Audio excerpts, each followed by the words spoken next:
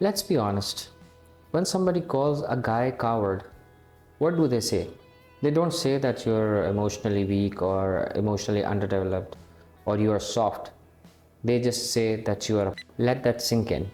Even weakness itself has been branded as female. For men, strength is silence, crying is weakness. Vulnerability? Vulnerability, that's a luxury for women, not for warriors. But guess what? That mindset is destroying an entire generation of men. You might have seen a lot of war movies. Who's the hero?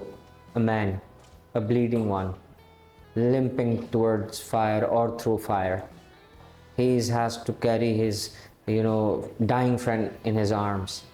And that's not just a thing that is portrayed towards men. It's a symbol, a stigma that is attached to men, that men cannot cry. Men have to be strong. Men have to be like built of something, that they are not affected by emotions. But that's not reality. That's just a movie or anything. You will be surprised to hear the stats I'm going to tell you. Men are portrayed that he has to go every difficulty with a smile or with a hard face, palm face.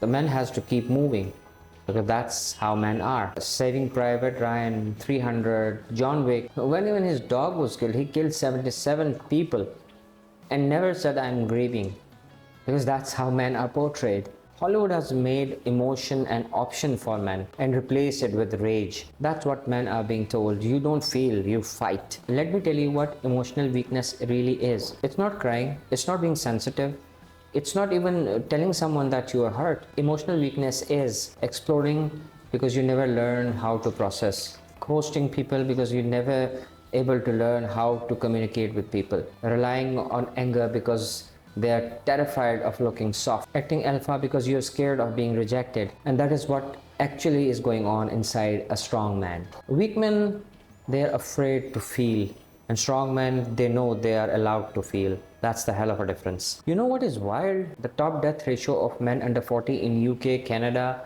in Australia, it's suicide. And you heard right, it's suicide.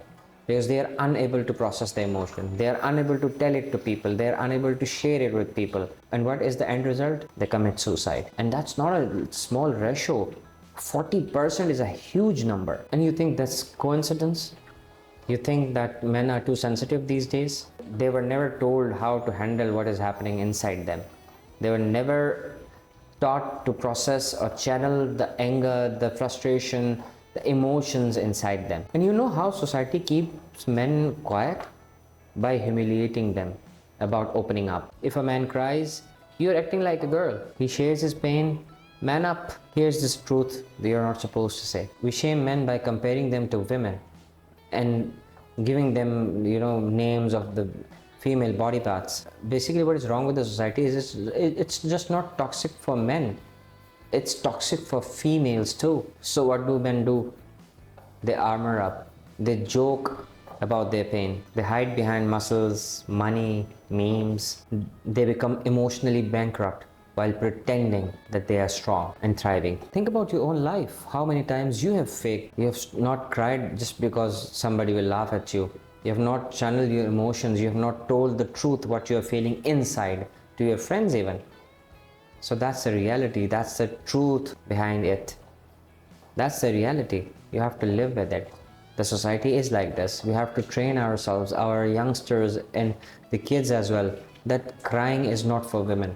Inside our brain, science says that emotions are same for men and women. They feel it same. Studies in Harvard, Yale and Stanford, it shows that emotions are same in men and women.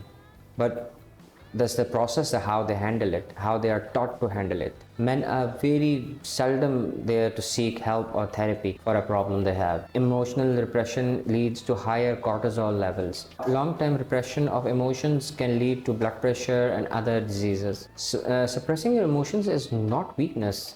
It's a slow death. It's like a slow suicide.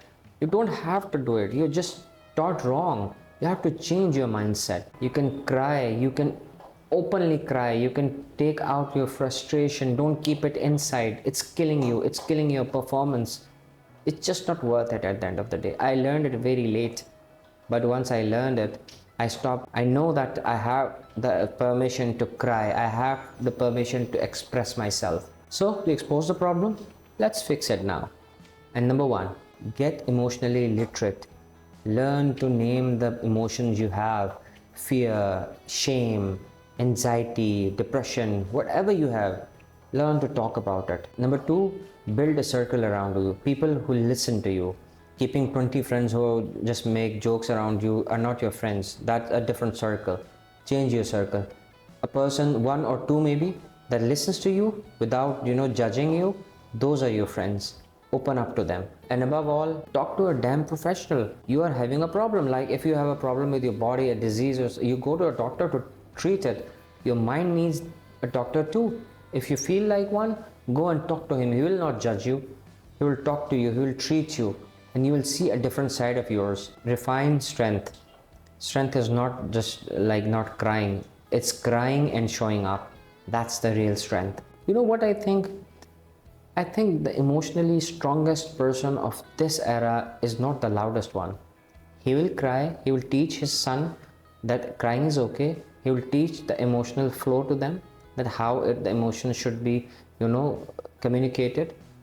And he will do his duty. And later on, maybe his children will thank him for that. And if you have watched this part, do subscribe and like and comment. See you in another video. Take care.